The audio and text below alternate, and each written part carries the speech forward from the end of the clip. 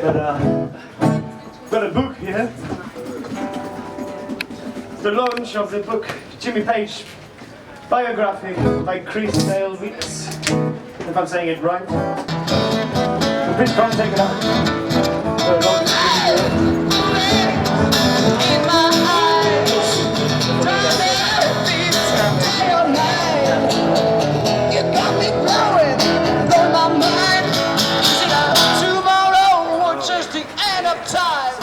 Hello, thank you very much indeed for coming on this now sunny Sunday afternoon, which we weren't necessarily expecting at 10 o'clock this morning.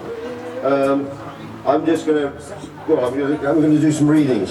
I'm going to start off with a brief reading, and I'm being backed by the fantastic Wyatt, who taught Jimmy how to tune a guitar and taught him scales and taught him chords. We'll have a chat as well in a little bit. Okay, let's go. One chilly February evening in 1975, Jimmy Page journeyed in a black Cadillac limousine to David Bowie's rented house on 20th Street in Manhattan.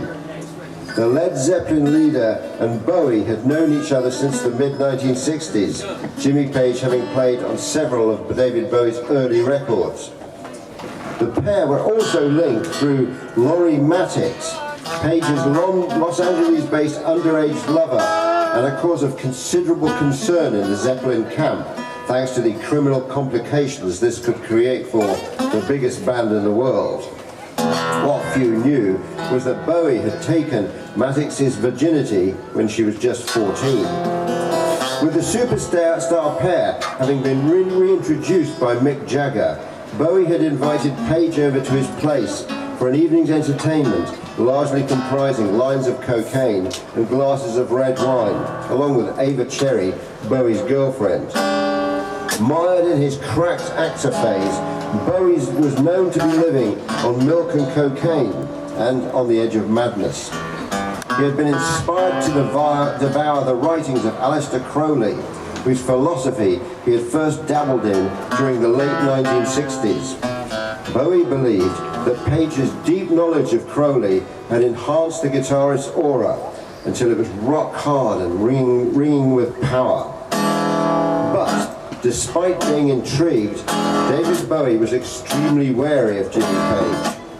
Conversation was somewhat stiff, although there was brief talk about Page's progress, or lack of it, on the soundtrack to filmmaker Kenneth Anger's occult masterpiece, Lucifer Rising.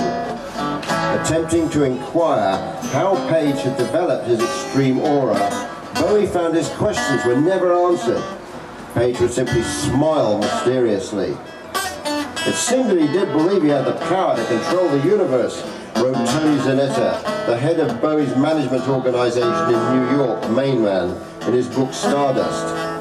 Besides, Page was only too aware that Bowie was picking his brains, endeavoring to crack a magician's tricks.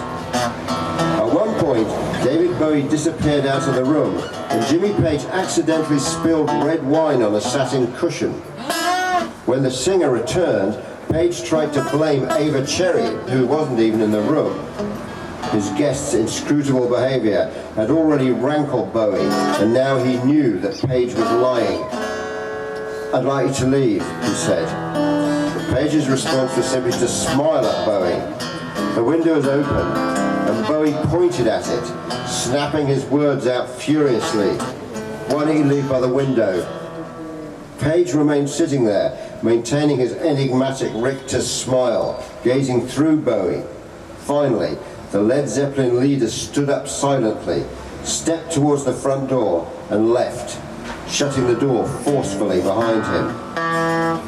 David Bowie was terrified. Immediately afterwards, he ordered that the house be exorcised.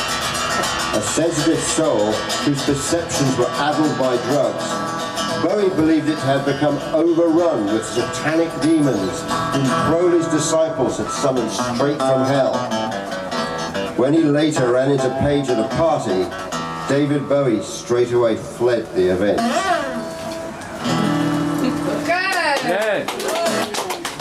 And now for a moment, I want to talk to Rod about how he came to teach David Bowie how to tune it. David Bowie. Jimmy Page, sorry. The other is mate. It's, Jimmy Page, how to tune his guitar. And where was that very first meeting? It happened at school, and it was a case of I was on the playing field surrounded by girls playing the Leadbelly song. I thought I was the king of rock and roll, and all these girls, it was wonderful. And this guy walked up and said, "What is that?" And I explained it to him, and then a couple of days later he came to the classroom, so he came my guitar to school. So he wasn't in your class? No, he was a couple of classes below me. And he brought me this old guitar that he found in his house. And I showed him how to tune it, showed him some chords. Do you know anything of the history of that guitar? It's legendary how he found it. We're not quite sure where it came from, because they moved in. And, Jimmy claims that he found it. And on the other hand, Jimmy's mum said it was never found. He don't know where it's from.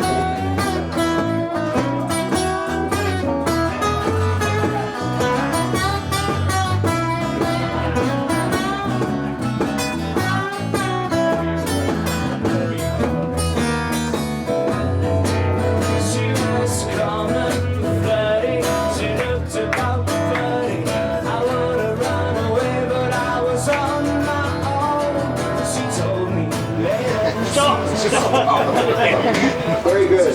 Thank you very much indeed. Fantastic. Really appreciate it. How you doing, guys?